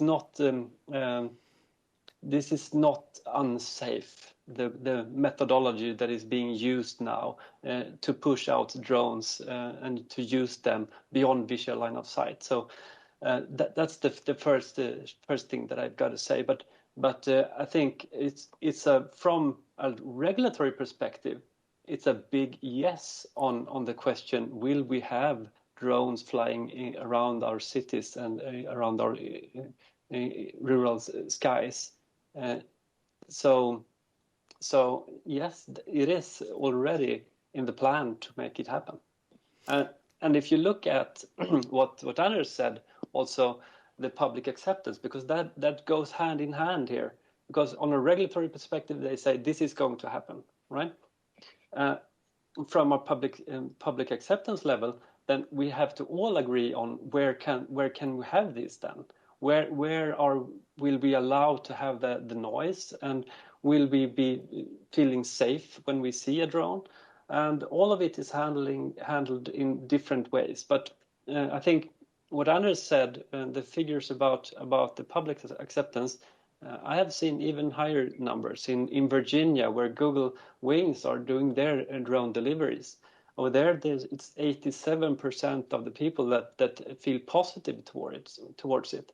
And of course, it's one thing when you just think about having a drone flying around close to you, and it's quite another when you've used the service and you got the thing that you've ordered 5 minutes later to your driveway. Once you see the impact of it, then you will accept it. So I don't see it as a surprise that they have 87% public acceptance. Now, seeing is believing. And Anders, sorry, yes, Anders, I'd love you to come in here. I'd love you to come in here, because in a previous panel, we were also discussing the importance of testing and having real life opportunities to iterate. How does that work in the drone community? Anders, I guess. Sorry, I lost you there for a second, Aurora. There was a lag. Could you please repeat or rephrase your question? The challenges of digital when you do digital. Next year, we're going to do this in real life, Anders. I was wondering about the power of testing. We were talking about in a previous panel, going out into real life scenarios. And just as Rasmus was saying, seeing is believing. And that's where something powerful happens. What's your experience of that? Well, true. The testing is crucial. If we don't have enough data for what we're doing, we won't get permissions to fly in cities or with people at all. So this is about taking small steps and ensuring that safety is always priority number one. If we cannot be connected to security and safety regarding the safe integration of drones, there won't be any drones in the skies at all. And we won't get the public acceptance for doing this at all. So this goes hand in hand. But the testing needs to be done on proper places, proper locations. But just to give an example, some years ago, we saw that on more or less old previous abandoned airfields in Norway, there was a wish that the municipality wanted to do a drone center. As we said, well, the drones are normally in a small tiny box. Some of them are a kilo, some of them are 10 kilo, but it's just a handful of them that are 200 kilos. They don't need 2,000 meters of a runway. So we're looking for other types of facilities to possibly also do testing. We need bad weather to do testing, but we also need good weather to do major testing. So we need all the type of climate that the Norwegian and the Nordic region has together. So what Anna and the Danes are doing is phenomenal. They're looking into possibilities to see what kind of opportunities the municipality can do, taking small steps. Then we see other places in the Nordic region that has moved already from manual to automatic and are getting closer into looking into, but not there yet, going into autonomy. So it's small steps all the way, but everything is based on one thing: safety. Anna, did you see that elegant but cheeky request to come and test in your municipality? Well, what's your answer? I think it would be awesome if we you know, one of the issues or challenges right now is that it's very down-to-earth issues, basically. Because one thing is, can we get the permit to fly beyond visual line of sight? Are the drones safe? Do we have the sufficient digital infrastructure right now? But apart from that, how much does a drone cost? Where do we buy a drone? Can we make it do what we want it to do? Where do we start? I mean, there's just no, you can't just Google buy a drone, make it collect bathing water samples, and then you just plug it in and it's ready to go. On the aspect of the whole public acceptance, I think one thing is safety. That's a major issue. But in order to make people accept the concept of basically flying robots in the sky, it's very sci-fi. I mean, we have to ensure that people feel safe, that it's not the launch of a Big Brother society where you can't sit and have a quiet lunch in the garden when weather permits, without the drone, you know, hovering and, you know, what are you eating, or did you go to bed late, or whatever. We need to really pay attention that this is something that the people accept and embrace and see this is safe and this is for the environment, this is for the service, this is to do things in a better, more constructive way. Because if we can do that, then I think we can tie the ends, so to speak, and have a very constructive workflow from here.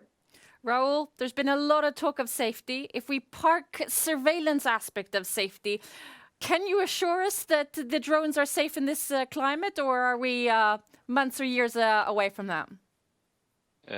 Well, Aurora, what I can tell you is that we are working hard to validate the technological solutions that will make drones safe. And I think this will require the concurrent work of, the authorities, certification, bodies like meteorological institutes that can provide real-time weather information. And I think in the future, you know, when all this is harmonized and comes together, we'll really have this service be enabled. Yeah. This is a very undemocratic panel, and I will give the final word to Anders. Anders, could you sum up what we've talked about today? I will definitely do so. Well, drones are here to stay. It's just a question, who will be the first one in the Nordic region to offer a drone taxi or drone delivery? I don't think we will see necessarily that you will be ordering pizza in the Nordic region, because that's done already in Iceland by years ago.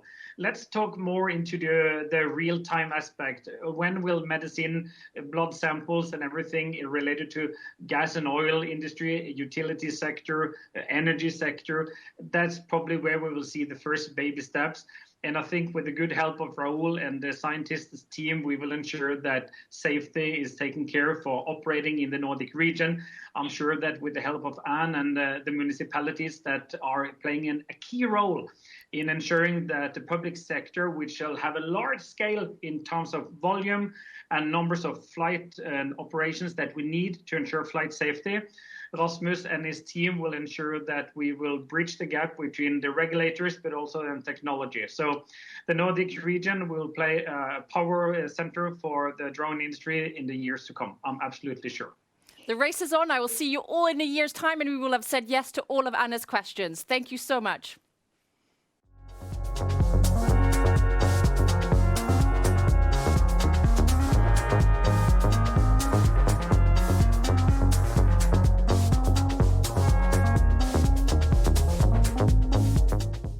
So it's time for the QR code. And I know you're all excited about digital future and how to be innovative. And here's your opportunity to try something new. The QR code will take you to a new place. Open your phone to the camera mode. Choose a background of your choice. Take a picture, follow the steps, send an email, and in the chat, we will see a mosaic of all of us with our favorite backgrounds. And this is my sternest teacher face and says, please use the QR code now.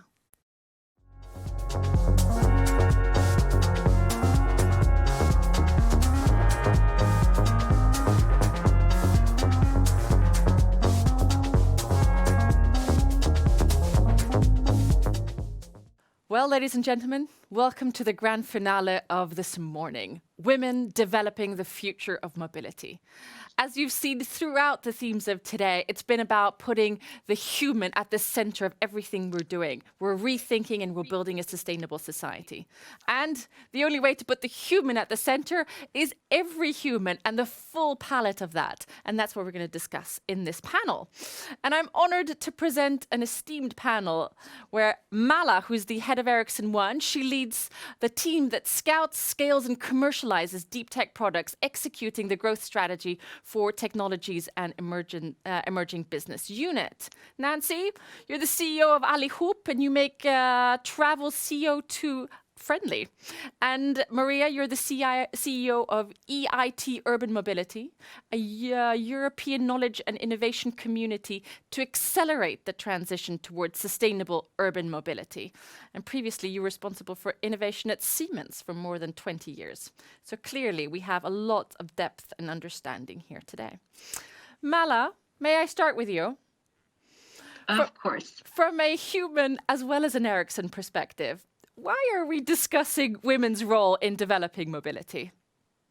You know what? I wish we weren't. I wish we lived in a future where we were talking about so many other things, but here we are. And the reason for that is that we still have some strides to make. We have a very important conversation happening globally on how we move, why we move, and what enables that. A lot of conversation around how technology is going to deeply transform the way societies are built and move. So now is the time to make sure that we don't enter into yet another cycle of retrofitting diversity into someone else's plans. So this is a very timely, topical, and unfortunately still relevant topic. But I'm so glad to be here today to talk about it. I love that. Enthusiastic but reluctant. Enthusiastic but fed up. Let's get going. Maria, how fed up are you? And could you give us some stats and research to underpin how fed up you are of this conversation?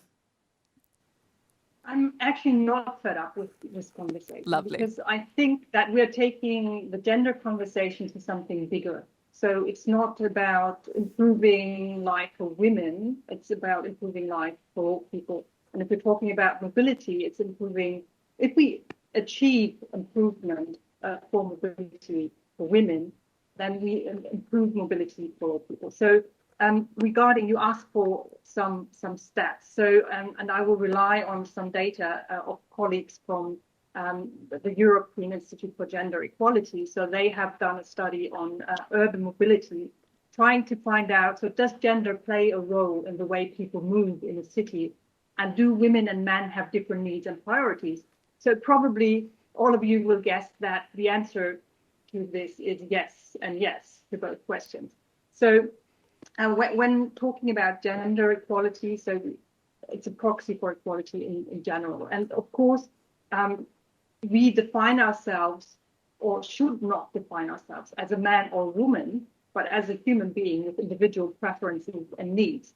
So personally, I would deem myself very privileged because I live and work in an environment that is less gender biased. But nevertheless, when I move in a city, using public transport, trying to move with my heavy suitcase in public transport, or I arrive at a station that is dark in the night, then I actually am being reminded that I am a woman and I'm vulnerable.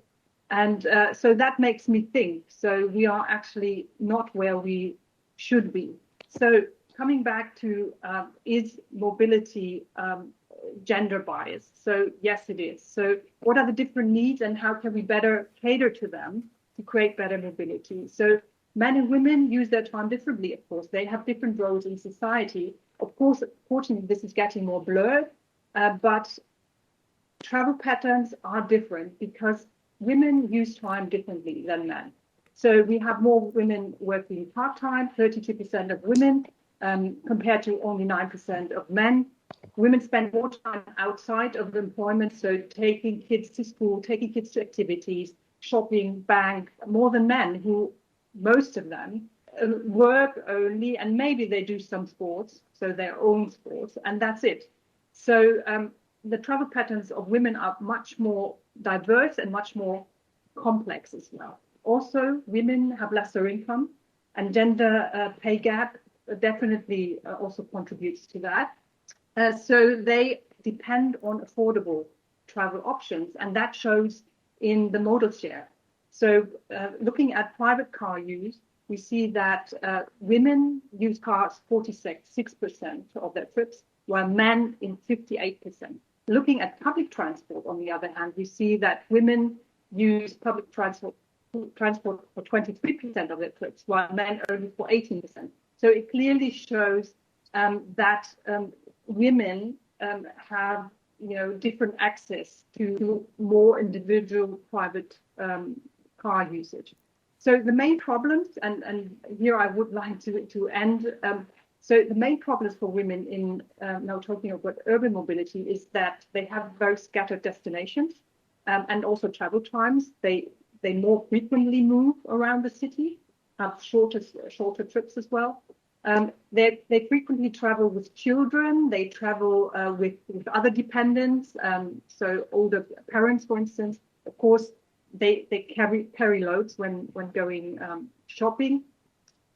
So this is one problem. Then the dependency on affordable transport options, which I already mentioned, and the higher vulnerability to harassment, of course, and crime in public. So, and this makes it very crucial that we actually take a more gender-sensitive perspective in urban mobility planning. Thank you, Maria.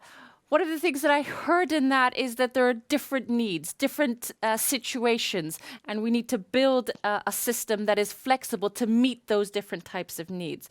And Mal, I will ask you afterwards to comment on that and how Ericsson sees it. But first, I'd like to welcome in Nancy to the conversation, because one of the things Maria said was a powerful word, which was vulnerability. And in the aspect of gender and mobility, you address an additional vulnerability, which is human versus planet and the sustainability aspect of it. Could you tell us about your work? Right. So a few years ago, I read the IPCC report saying that we've got 12 years to really get our emissions down in society. So I dropped everything I was doing and said, okay, the next 12 years, this is what I'm going to do. And I noticed that in mobility, there was a need for change, and also for companies who want to travel greener. So what we do, we are building a platform for companies to access green travel nationally, but also for European travel, and to really make it easy for them to choose train, to book trains, and also other public transport. I read another report that I thought I'd bring up here today, and it has to do with the gender of traveling. If everybody traveled like a woman, we would have our emissions down in society by 20-30%. It's a Vinnova report. And also the car usage. Stop, Nancy. Oh, yeah, that is such a beautiful quote and stat that it needs a tweet in itself. So if everyone traveled like a woman, we would have carbon emissions down by... Yes, by 20 to 30%. That's huge. And it's so the transport behavior today, said in a report, is guided by masculine norms of how to travel. And that's apparently, even though both men and women are interested in environmental issues, transport was something that was the most difficult one to change. So where men are much more dependent on their cars, for example, and women were much more happy to take the train or to use public transport. So maybe it is a status symbol, or they didn't mention exactly why, but they were the most important goal things there, and that car usage that we have a goal of becoming reached by 2050 would already be reached by today if people traveled like women. So yeah, but I'm hoping a lot of men are going to use our system too. So we're trying to build something, of course, that's going to be attractive for employees at companies, regardless of gender. But we do have in mind that it's women who tend to prioritize this type of traveling.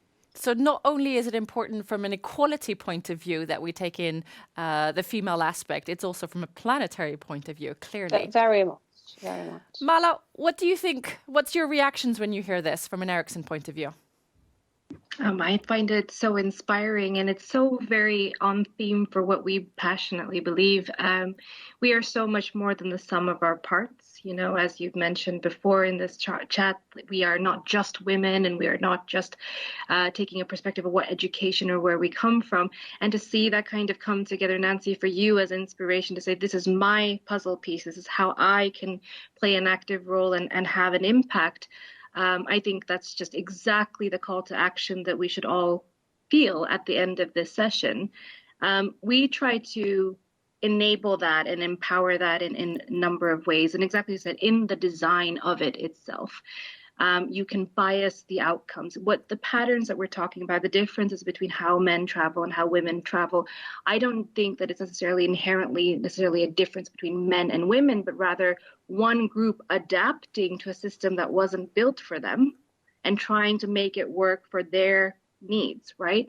Imagine if we had flipped the script. What if women had designed how we build cars, how we build roads, why we route them the way we do? Would we still see the discrepancies in the patterns? Would we see a completely different transport system? Would we see completely different technologies? And the answer shortly is yes, because the more perspectives that you invite to the table, the more innovative you get. We haven't even begun to unlock the potential of having women having an equal seat, like people like Nancy, challenging the status quo to see what alternatives could be out there. Today, we're still tweaking whether or not a Tesla should be parking it by itself or not, you know?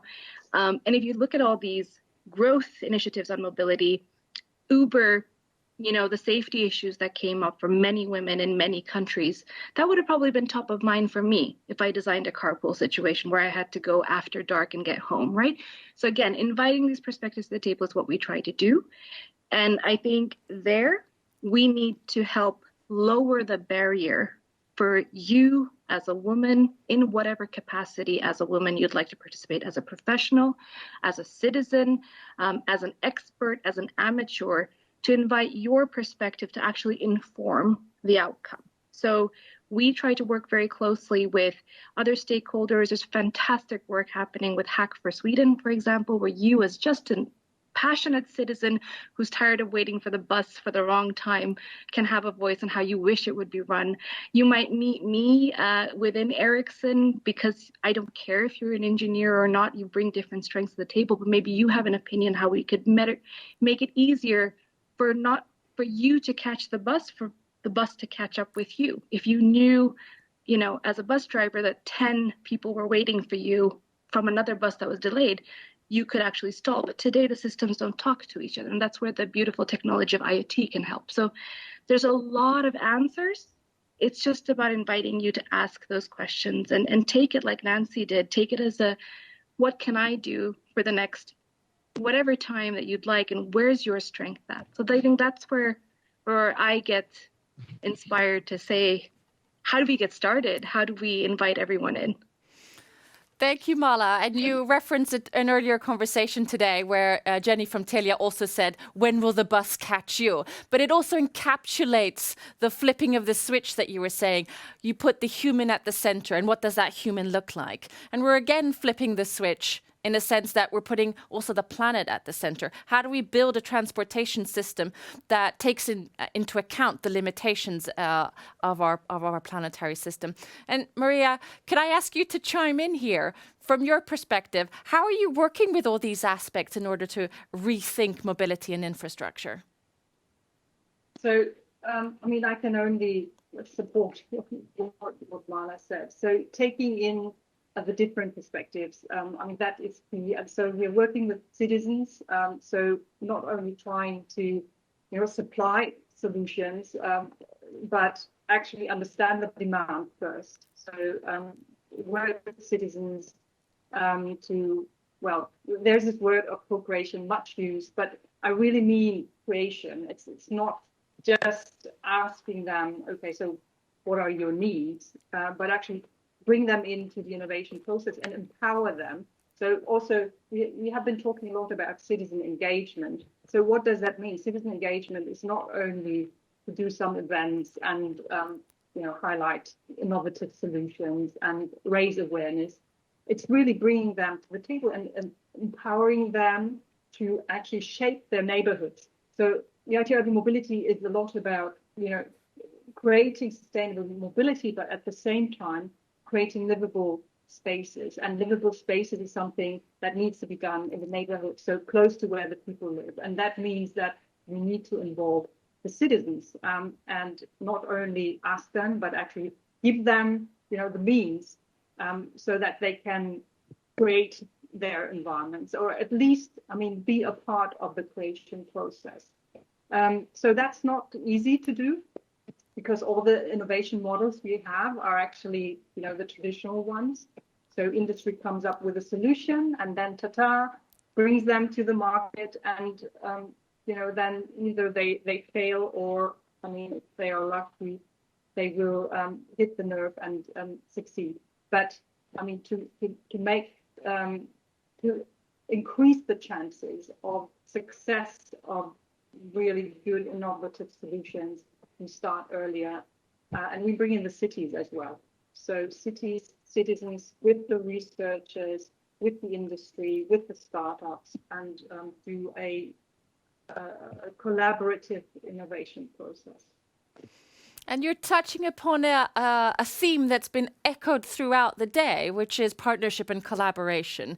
And it's clear, whatever you talk about, if it's 5G, if it's public transport or drones, no single entity will solve anything. It's only when all these parts meet and discuss, and it obviously won't be friction-free. But if we look at Nancy as some sort of the real live example of building, how are you taking in your users and the future into building your product? Well, we're thinking about what people need. We started before COVID, but now we're thinking about what the travel habits are going to be like. We're thinking about all the new urban or micro-mobility transport modes that are around that didn't exist 10 years ago that people want to use. And we definitely talk to customers and potential customers to get their feedback, because we can't develop something that we think is needed. So that's why we're doing pilots and really trying to get that feedback from them. So what is your prediction on the future? How will we travel? Okay, it's a very tough question. But of course, I hope that it's going to be greener. We can see that people are more and more choosing electric cars, and that soon it's going to be much cheaper to use one, because the batteries are going to be cheaper, or there'll be other systems that we could use for that. And I think people have realized maybe that we don't need to fly as much. I think for maybe private reasons, if people have today we have such a mixed world that we have families and friends all over the world, and those sort of trips people will prioritize, but maybe they will travel a bit more locally and holiday a bit more locally. And we know that we can do a lot remote as well today, that we don't have to meet up as much, but we will meet up for more crucial meetings, for things that are really needed, and especially for sales teams. And I hope more efficiently. So say if we need to travel to the US, I can't offer a train to the US, but to think about it efficiently, if I travel there, can I book in more meetings? How can I optimize the trip so that I don't have to keep flying back and forth? And that's one day, hopefully that flights also become green, but we have quite a few decades left for that. Which is it's a great nod to where we started today with Mayor König Jerlmyr, who talked about Hyperloop, what type of planes, what type of drones, and she was very visionary and obviously incorporated everything that was green, which not only is an if, but an absolute. Mala, if I give you the opportunity to wrap up today, from your point of view, what will we see? What are the big milestones that we need to take in the next year? Absolutely. And I want to build on, Nancy, where you left off. It's one thing to optimize how we travel. I'm inviting us to disrupt how we travel and decouple fossil fuels from travel. That's become so second nature to us that we don't even question it. So we say, take less flights. What if you could transport yourself irrespective of the distance, but it didn't have to be coupled to, fossil fuels? It's not as distant a dream as you would think. It'll probably take a lot of prototyping, a lot of courage, a lot of investors who are willing to have the long view and perspective. So this is where we in the tech sphere come in and can and must enable this. And again, what we can do within companies to disrupt our usual silos, meaning we at Ericsson welcome engineers, but look at people beyond the typical engineers to be tech leaders, to bring forward these new disruptive tech in mobility.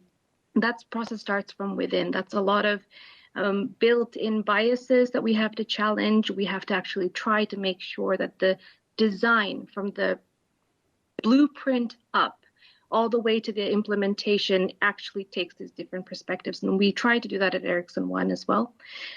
You mentioned partnerships. I think it's time to go beyond, let's say, the traditional model of partnerships and get our hands really, really dirty. This means taking bigger risks. Perhaps we need to break down big processes within companies. Perhaps we don't have to build all of mobility in a day. Where are the test beds where we can actually try things and get real world feedback like we do in Urban ICT Arena before you deploy it out in the world? So all of this, I'm inviting, I think, disruption through experimentation. Let us take bold steps both in investment and portfolio and what we prioritize. And let's put technology where it belongs after the conversation about humans, as you rightfully said, Aurore. Well, thank you, Mala, Nancy, and Maria. Mala, I think there's irony in the fact that Ericsson said, let's tear down the big processes and not the startup. But it's actually just as it should be. Very appropriate. It's been public, it's been private, it's been human-centric, it's been underpinned by the environment. We've talked about the need to rethink and put the human at the center. I've said to all the other panels previously today that I hope to see you in a year. But given that we've already decided that we should travel like women, I hope not to see you in a year's time, that we've decided how this should happen.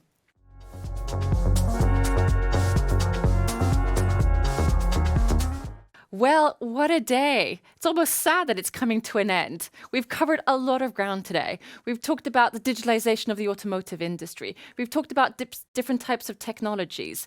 We've dived into 5G. We've talked about a potential revolution. We've had a lot of wish lists. A few worries.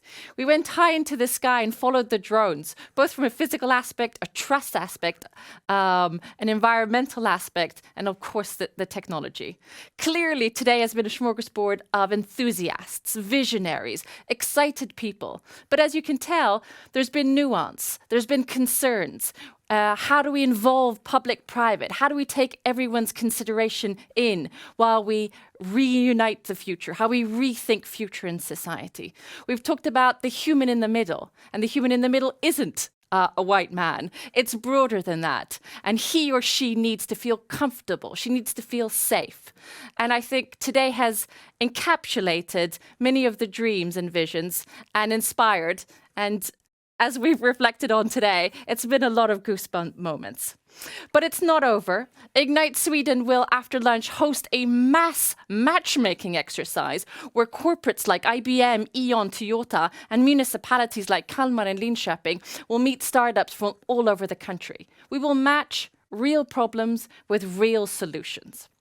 And if you're thinking, I want to do that, either if you have a real problem or if you're part of those that have a real solution, you can raise your hand in the chat and you will see links there to how you can participate in this, making Sweden and the Nordics stronger. Because as we've talked about, we're in a competitive landscape. This is not a vacuum. We need to move fast. We need to think fast. We need to be responsible at the same time. Because at the end of the day, this is about building a sustainable environment. We're transitioning into fossil-free, and the automotive industry is a key aspect of that.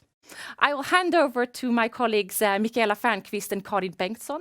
They will take over at 1:15 with Ignite Sweden. Thank you so much for today, and thank you for me. Bye.